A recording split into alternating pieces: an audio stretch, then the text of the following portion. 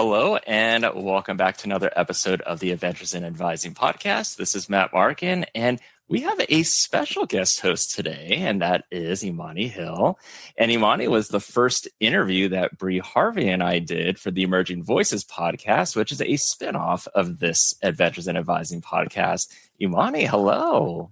Hi, Matt. How are you? So great to be back. Thank you for having me again.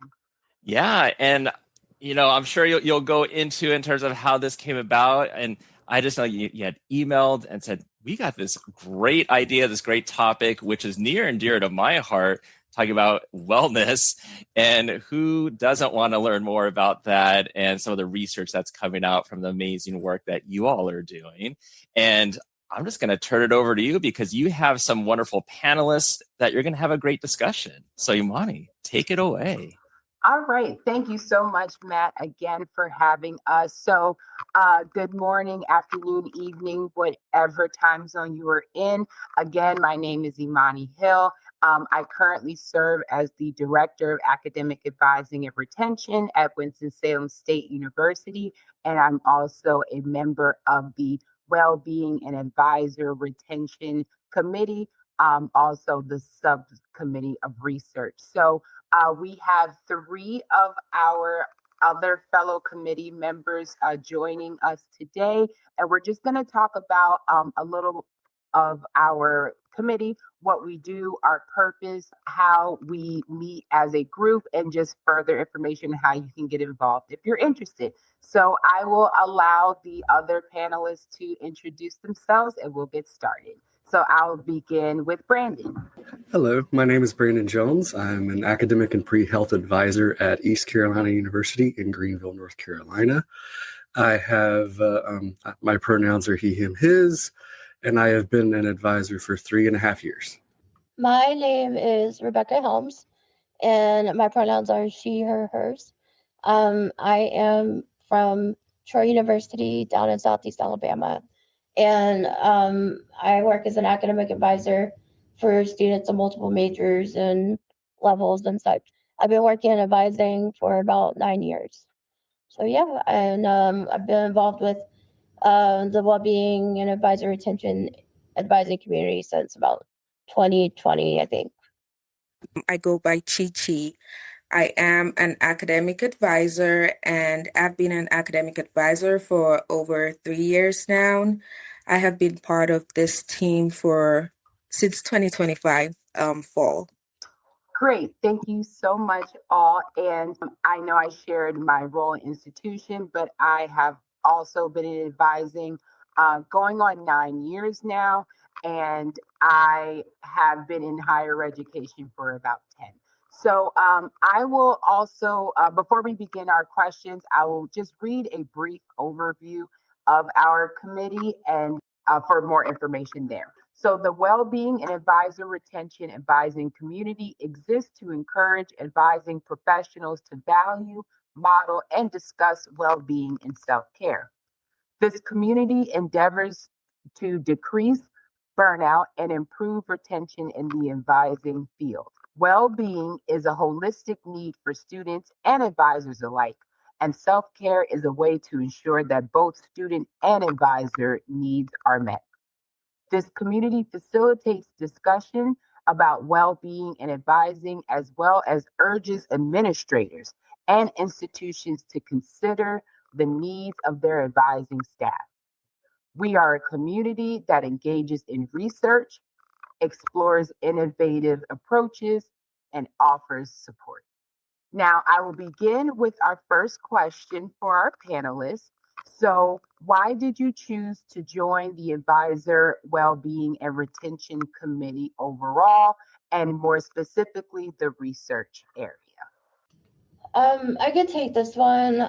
I joined the Advisor Wellbeing and Advisor Retention Committee mainly because it was during 2020, and we were all feeling burned out, and I felt like maybe the resources or tips they shared would help me. And then there was a call for joining the steering committee, and I wanted to be more involved.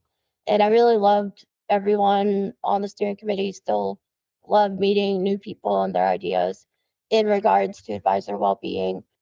I feel like the you know, like advisor well-being is important for everyone, and our virtual programming we put on is great and gives a lot. But I think also our research in particular is important because, like it's very important in regards to having, research out there that people can use if they're putting in requests for different things in their jobs or wanting to do research themselves. And it helps the advising profession continue to evolve, in my opinion. So, yeah, that's why I feel the research part is important. Okay, I decided to join this team because I am deeply passionate about individuals' well-being in the workspace. I thought this was a great opportunity. I do know that adults, we spend most of our working adults spend a lot of their time in the workspace or doing work-related tasks, and overall, how you feel, how you're doing goes into your performance, and how you're performing at work goes into how you are doing overall in your life as well. It's almost like the chicken and the egg. So I did want to contribute in some way into the well-being of individuals in the workspace, and I thought this was a great opportunity. I do know that while individual stories are powerful, data gives it weight, and the research team contributes in that way. And I technically joined the community when I joined NACADA. It was one of the ones that I checked off in my groups. But I joined the steering committee in the summer of 2025. So I'm a relatively new member, just like Chichi. I'm very interested in kind of boundaries and balance and figuring out how to promote that in myself. And so being amongst a group of other advisors who of varying experiences, I think has been a big help to me. And I want to kind of give back, which is why I joined several of the subcommittees, particularly research. I at first didn't think I'd be interested in the research committee because I haven't done any research since I finished my master's degree. But it seemed very interesting. I attended one of the meetings as like, oh, let's figure out what it's about. And as soon as I met everybody on the research subcommittee, I was like, yeah, this is where I want to be. Awesome. Thanks for sharing, everyone. I will say for myself, the main encourager for me to join this area is when I adopted my own advising staff that I would be in charge of supervising. So I didn't think of advising self care so much as a frontline advisor. And I believe my focus really shifted when I was responsible for those who were providing the services directly to our students. So it allowed me to continue to be an advocate for my staff and their needs and understanding what would be beneficial to them to encourage them to continue in their roles. So my staff has increased in my new roles, so I would love to continue to build upon my knowledge to administer to my staff. And what going along with Chi Chi mentioned, I feel like a lot of us think about our students and such, but don't think about us, and we have to be well in order to do well for our students. So that's another reason why I decided to join as well. So thank you so much, all. So our second question is going to go into what we have currently or recently have worked on. So, what has our research subcommittee been working on, and what has been the product or what has yielded from that? So, I will just begin by sharing our title of our research brief, and I'll allow the panelists to kind of share what they have learned from the research that we've done and go on from there. So, our research brief was called Measuring What Matters at Work: Job Satisfaction and Implications for Academic Advising.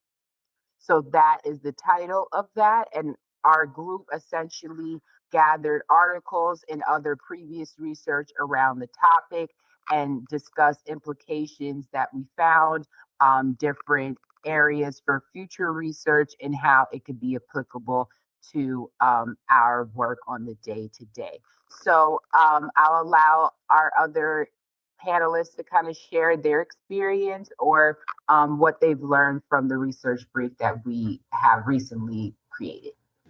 Guess I'll start. I got involved in the research brief towards the tail end. I was not involved in most of the gathering and documentation. Since I got involved in the summer, we were towards the editing and the revisions, and so me having a background in the humanities and literature and writing, I offered. That's kind of what got me connected to the research subcommittee in the first place, because I like to edit, I like to write, so I got involved on that part, kind of bringing those fresh eyes to see it as a complete picture and offering some edits and some suggestions from there. I can speak about, what we're touching on with the second question. Yeah, we did a research brief on advising after COVID, and that is on our website, our AC NACADA webpage. And I'm gonna make sure it's a link in the description for this episode as well. But we want our research, like in particular with research briefs, which I don't know if either of you described what a research brief is yet, but basically it's like a kind of a overview of research in that area. So like if you were wanting to pursue researching how advising changed before COVID and then after COVID, you could use our research brief as like sources that we've done a review of and what the research currently says about that. And then basically you can deep dive into the sources we used for your own research, but at least you have a glimpse of what that area of research is. With our current one on advisor job satisfaction, we're hoping it can help provide a framework that other researchers could utilize and be able to, put into their own advising on advisor job satisfaction and use our framework in a way, and then, in that sense, move forward with their own research. Great. Thank you so much, Rebecca. I did want to read at least two of our key takeaways from our most recent research brief.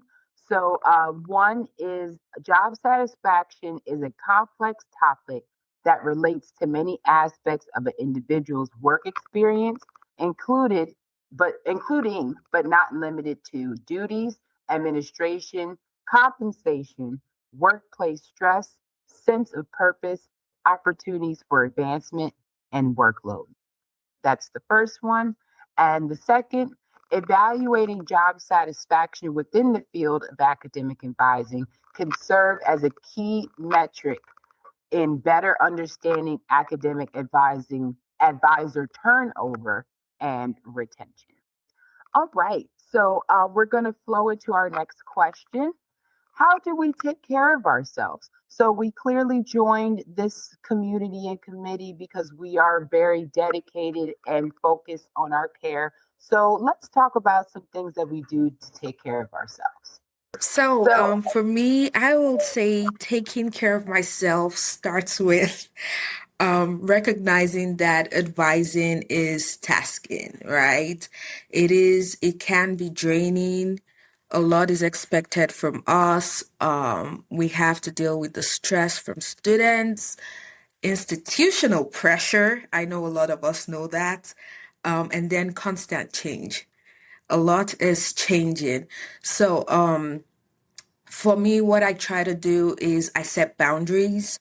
I try to be realistic about my capacity. I'm someone who isn't, so while I hop on a lot of things, I'm known to also set boundaries. I am not scared to say no when I know I just cannot, because with a counseling background, I know that you cannot pour from an empty cup. So I hold on to that. And another thing for me is it's hard, but it's something I'm kind of good at is just accepting that I cannot be everything to everyone at every given time.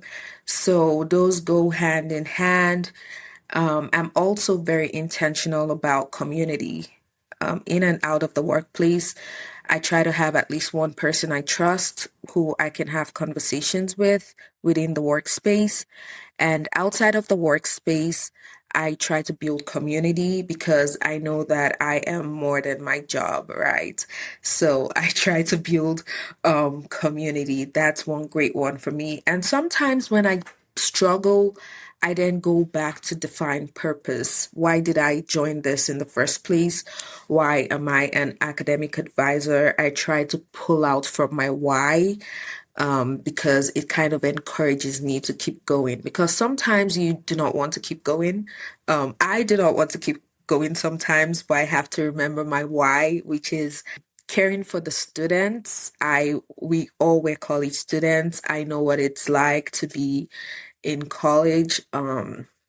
So that's a huge why for me, and that usually keeps me going. So self-care for me is less about the bubble baths and, all the fancy things. I love those too, but I also try to go to the core and basics.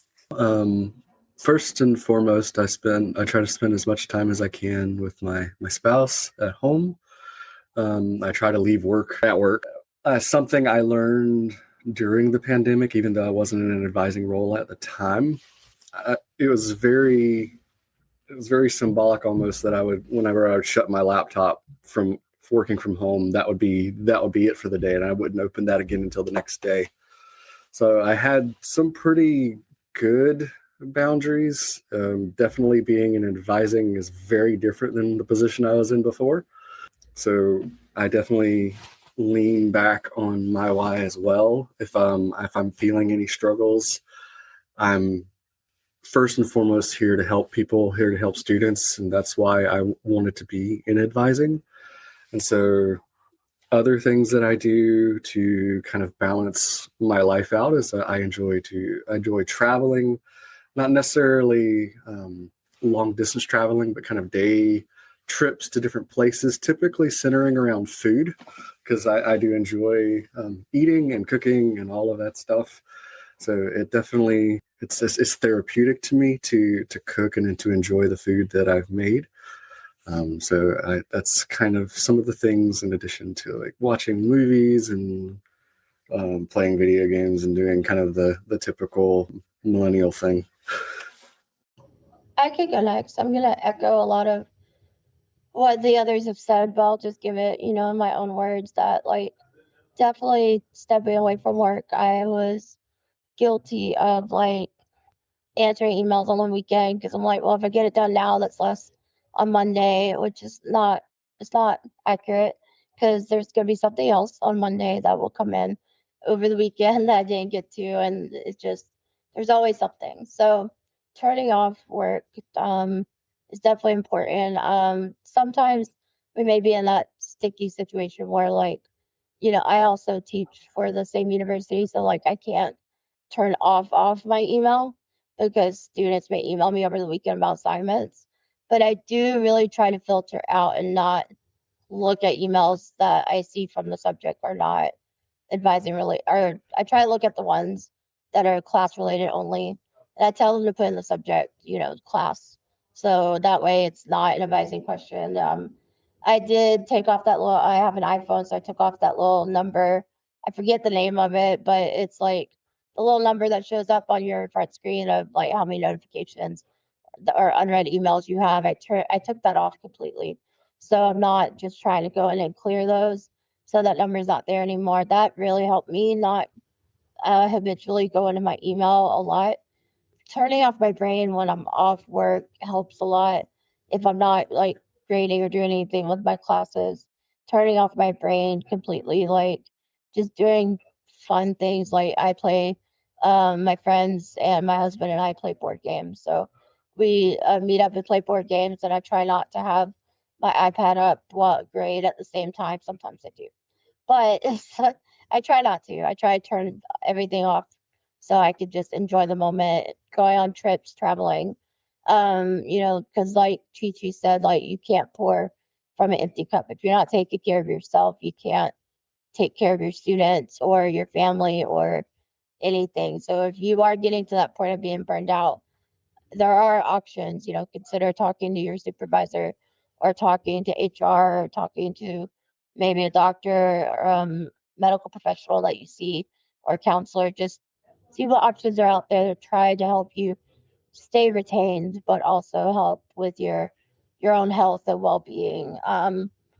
Because FMLA exists for a reason, accommodations exist for a reason. So utilize those instead of just being like, okay, I can't handle it, I just need to leave.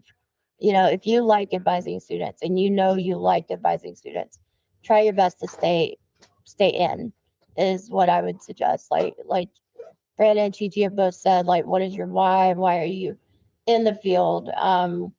That you feel belonging.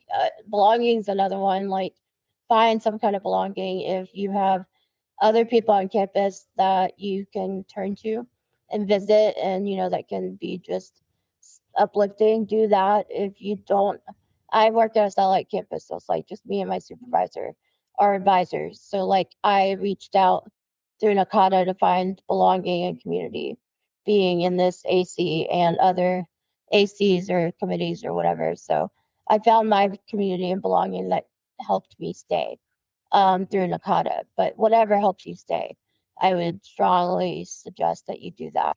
And just read up on advisor well-being. Like there's a lot of articles and a lot of sessions at annual and regionals that talk about advisor well-being. So definitely go to those if you're at any of our conferences.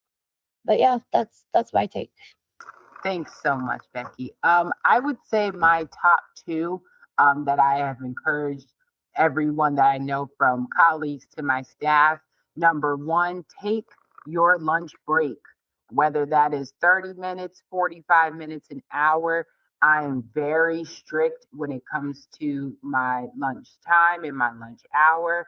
Our offices have availability wheels on them. So it could say do not disturb, it can say in a meeting, all those different options. I keep my wheel on do not disturb, and I do not look at any emails nor answer phone calls during that time. I have not always been very diligent when it comes to that practice, as my roles have changed and I have a different level of responsibility. However, I think for all of us in this advising field, whether we continue in a frontline advising role or we have aspirations of upward mobility, administrative level, we still have to recognize that we have to set our own boundaries, as all of the committee or panelists have shared. That's been a common phrase we've heard, boundaries. That is one that I stick to. And don't be afraid to have others in your space not care for that. Everyone, depending on whether you have a contract, a union, non-union, right? Most of us, we are full-time employees, have some designated lunch time given to us. So that is something, echoing what Becky said, please utilize your human resources or your institution's resources that they have for you for these incidences, where if you feel like you are not able to take that designated break time during the day. My second thing I would like to add on to is not having always an open door policy. So I feel like when we hear that, we think of literal and figuratively. I want to say for mine, it is a literal statement. Within the culture of our office as well as other offices. Most have their doors open or ajar just for having students feel welcome. Some offices prefer their door closed due to privacy or whatnot. But I have noticed that when I do have my door physically open more, it does not relay the message that I might be busy or I may not have the time to actually have a full conversation. So I think that is also important to have your colleagues as well. If you do supervise, have your staff understand what your boundaries are and how you can take care or what you need to take care of yourself so you can best serve them in your leadership role. So those are the two things that I definitely would love to share out into the universe for all of us, because I know it's very common for us to work through our lunches. And I think 2026 is the year of no work lunches. All right. So we are going to flow into our next question. So I'll just pose the question, answer, and then we'll just go off with the rest of our panelists. So, how can institutions support advisor well-being and retention? So, of course, this is just one episode, so we have to limit our response. But I will begin by sharing two key areas that I feel that administrators or institutions can do. Employing advising leadership that has experience within the field, within the different settings of higher education. A lot of us come from different career backgrounds. Advising is not always our first role in our careers, but I believe if you are at the position where you are responsible for the entire advising operations of a unit or institution or of a college, you yourself should have some experience being a frontline advisor so you can understand what the day-to-day grind is, especially during registration, orientation, high peak seasons of the academic year. So I think it is very helpful for institutions to be very conscious that they have leadership that understand the roles that they are supervising or that they are leading. The second area is kind of tied to the first. It's understanding what the day-to-day operations look like for advisors versus their job descriptions. Because I believe that our institutions will lay out a job description based on certain parameters that they have to meet, but the actual day-to-day tasks do not mirror that exactly. So I believe that it's important for our leaders to take a day in the office, whether they want to do reverse shadowing. I think it's important to see what's actually happening in real time versus taking what you are given on paper to understand what someone's day looks like in their role. So that's my piece, and I'll give it over to the panelists, whoever would like to go first. I could go next. I think how institutions can support advisor well-being and retention is definitely looking, which is where our research subcommittee kind of comes into play, is looking at the research in the field and the data to see what other universities are doing, if there's been any studies found that can help show the institution or the leadership level that this is what's needed, such as like flexible work environment or, less caseloads. Doing the research, finding the research can definitely help on the leadership level, but also that's where we could come into play, or like anyone interested in researching any research put out there on these topics that you feel needs to be a big change at institutions. We need to research it and find data and put that research out there, because that could help any advisor that's advocating at their institution to show leadership, okay, this is why it's needed, because that's what they want to see. They want to see the research and the data. So yeah, back to the first question, why research is important, or why we joined it, is that's my main reason, is to help put more research out there, get research still being written, because that's what leadership, higher level leadership, wants to see. So yeah. Yes, I'll definitely second most of what's been said so far.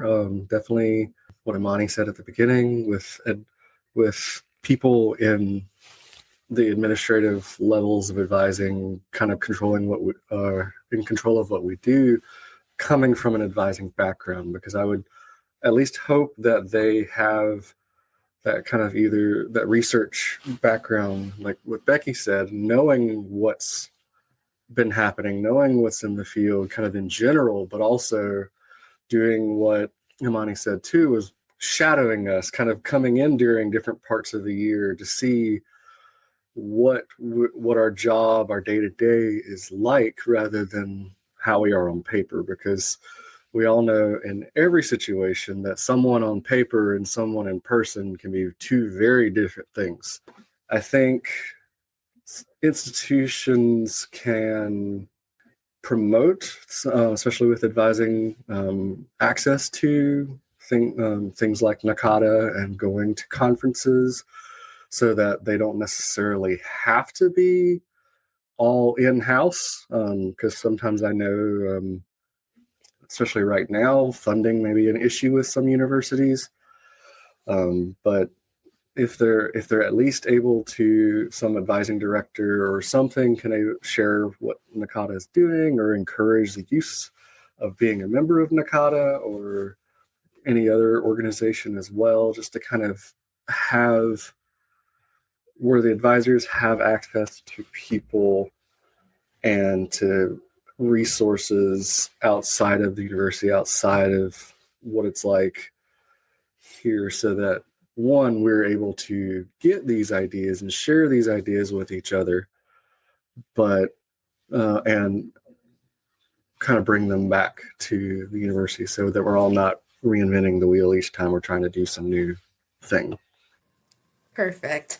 I think we all agree that institutions play a very critical role in advisors' well-being.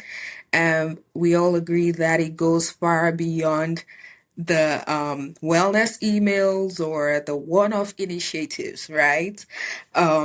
So this support, definitely, it has to come from a structural level, the structural change. That's something we're all agreeing on. It will be nice if institutions listen to the advisors, not just the surveys, but how do we know that the change is being implemented? We need to see things, evidence, data. The data, you just don't tell us that the change is being implemented. It should show in your retention. And retention is not about convincing the advisors to stay. It's about the advisors feeling safe enough. You feel like, okay, I actually feel valued here, so I'm staying. That's one way to measure if the change is actually happening. I think we also have to look at reasonable caseloads. We also have to look at clear roles and definitions. I think Imani said something about that. I was reading lips. Full disclosure, my audio is not working properly, so I cannot hear all my colleagues right now. So I'm reading some people's lips and hearing some people.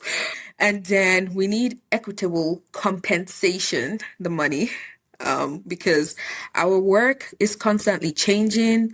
We have things always being added to our plates, to our job descriptions, without things being taken off our job descriptions. So maybe the compensation too, because sometimes people are motivated by a lot of things, including money. The money is just something that could help as well. Obviously, leadership matters as well. Um, I see money compensation equals retention. I agree. I agree. But yeah, leadership matters as well. The leaders, managers, supervisors have to create a safe space where your colleagues can come talk to you and not feel like they will be judged. Maybe if we create a safe environment, we can hear feedback given in a respectful manner, and then the leaders can communicate to the higher ups. But then that also is if higher ups also creates a safe space for then the managers as well. Let's be honest. That's important as well. Without rambling any longer, I would say surveys. Surveys will be important, but also we need to see actions behind the surveys. So overall, yes, the institution plays a huge role in retention and well-being. Great, Chi Chi, and great, Brandon, Becky, everyone. I think we are all on the same page in terms of common themes that we've talked about. That would be mostly leadership, empathy, and understanding of roles and compensation. I would like to kind of follow up on that as well. I believe at overall, just education is a very underpaid career path. And I believe everyone in academic advising knows that this is not, let's say, a career where you are going to be a multimillionaire.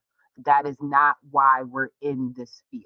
However, I believe that an academic advisor should have a national base salary regardless of location. I know that is a large, let's say, excuse or reason behind compensation numbers based on regions and school institutions and types and such. But overall, the work that is done is fiscally undervalued across the country and across the board. And I believe that if we are going to really focus in on student success and retention in our institutions, we have to go to the source of those who are serving on a daily basis. Because as Becky mentioned in our side conversation, compensation or retention of advisors is correlated directly with retention of students. And as most of us have worked in the field, we understand that students don't like a lot of change. Students like consistency and they like familiarity. And when you have advisors or a staff that are leaving at a higher rate, that you are constantly hiring new staff and students are having to find themselves to build relationships with new people and also lose the sense of connection that they built with their original advisor, which can ultimately correlate with them leaving the institution. So I think the steps that go into place need to be highlighted at a larger level so we can get to the goal that we all have is to help our students graduate on time and have careers afterwards. All right, so I'm just going to throw in our last bonus question for the group. So why do you think this committee is necessary for higher education as we go into the future? So what are some things that you all see that this committee will really have a staple in our practice as we go forward? So I'll just begin just so we can just keep the cadence going. I believe with artificial intelligence, AI entering the space of advising, I believe that it's going to be most important to still focus on the person that is administering the service to the student. We might over time have tools to assist us with our advising, whether it be our note taking, whether that be our data collection, but we still are people that service the student. So I feel that I personally would like to keep and will strive to keep the human aspect of our practice and of our field. And I believe that this committee is really going to have to stand taller as technology will begin to become more of a support within our roles. So that is where I see that. So I'll kick it over to Brandon, and then we'll go from there. You went near and dear to my heart there. I've been doing a lot of research in AI and advising and trying to figure out kind of how it can be a support to us, because the human aspect of advising is definitely the most important to me. I'm definitely wanting to continue and build those connections with my students, which is why I wanted to be in advising. I think this committee and our work, especially in research, can provide more of those jumping off points for other advisors and other people who are doing the research. I think we can also help if they listen, if they read them, the administration understand kind of what we are about as advisors and how to better help us perform the job that we want to do, which is that connection, and the job that they want us to do, which is retention. So I'll pass it to Chichi. Yes, I will second what everyone has said. I also will add that without intentional focus on well-being and retention, we risk losing experienced advisors, right? That's a huge risk. And that affects the students. We're here to serve the students. However, if we do not feel supported, if we are not being helped the way we should be, then our jobs are not necessarily, simply put, enjoyable. And if you do not enjoy what you do, you're likely not going to do it well. Even the good advisors struggle, right? So this is why I think this team and the group in general is very beneficial to just help us as advisors contribute, because who better than actual advisors, to actually do the research. We know what we're looking for. We know important factors as well. We know the right questions to ask. Outsiders can help just as much, but when it's done by actual advisors, we kind of create bigger impact and ask the right questions, the actual right questions. Like Brandon said a few questions ago, that one thing on paper does not necessarily equate to how it's actually done or the people who are actually experiencing it on ground. So that's how I think this group can be valuable. Help retention with advisors and retention with students. I'm going to echo a lot of what they said about retention. I mean, our jobs as advisors are to retain and help them persist to graduation. Well, us as advisors, we problem solve and we try to figure out, are the students on the path they should be on? And, AI can probably do that, but I'd be afraid of errors because, institutions, I mean, we've been advisors at institutions, policies change frequently, new programs are added frequently, programs are deactivated frequently, courses are changed. There's a lot of flux within higher ed at universities, which is fine. It's good that it's evolving, but we as humans, as people that will pay attention to those changes and know our students one-on-one, like know them, their personality, what they like, dislike, what they've gone through. It's AI can't really do all that, like all those skills all together. I don't think it can. It probably can, but I don't think it can have that human element. So keeping advisors, retaining advisors, especially advisors that are a wealth of knowledge. We've lost, layoffs is going on too at some universities.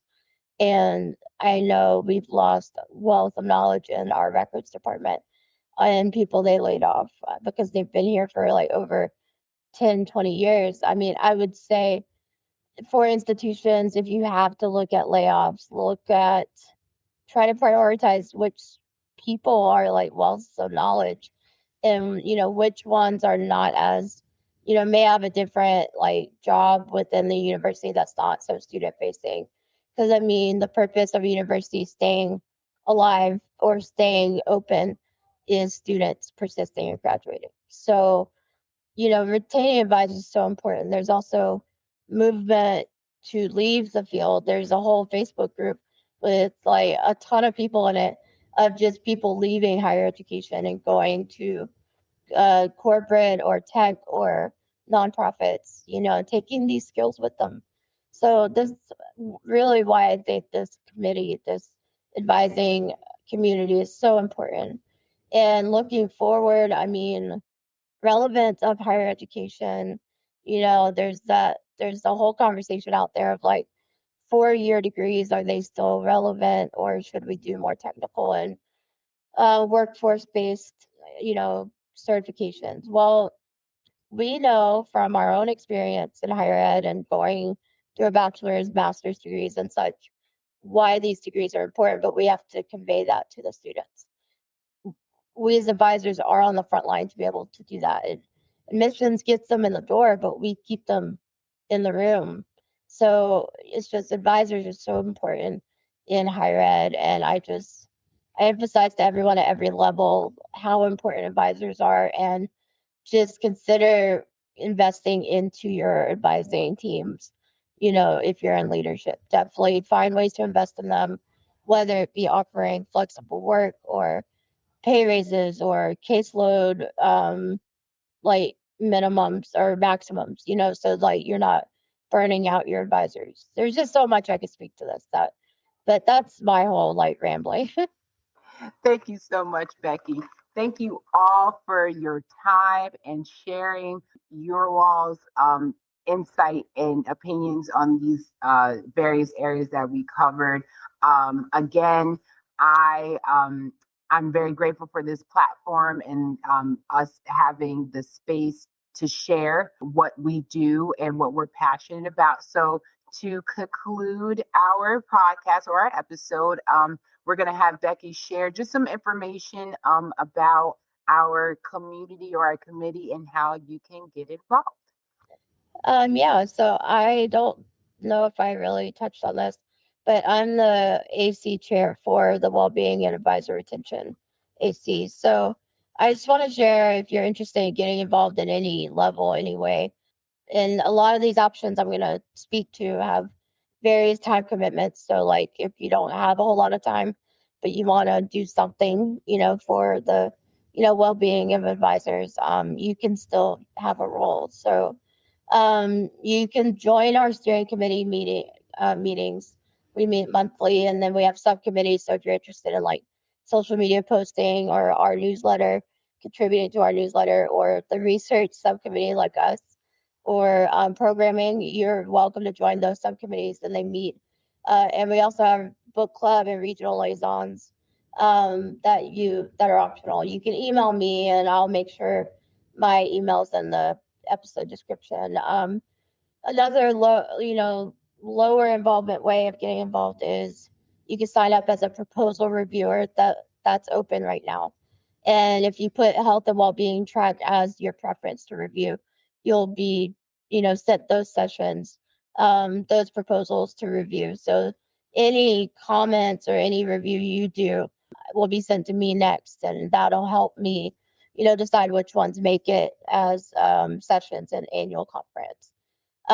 Anybody can submit something small like an article review, a short article review if you want to highlight an article, research on well-being and retention, or it could be a casual article or a podcast episode. You can describe why, what it is and why it's relevant and why you think our AC members should, learn about it from reading our newsletter.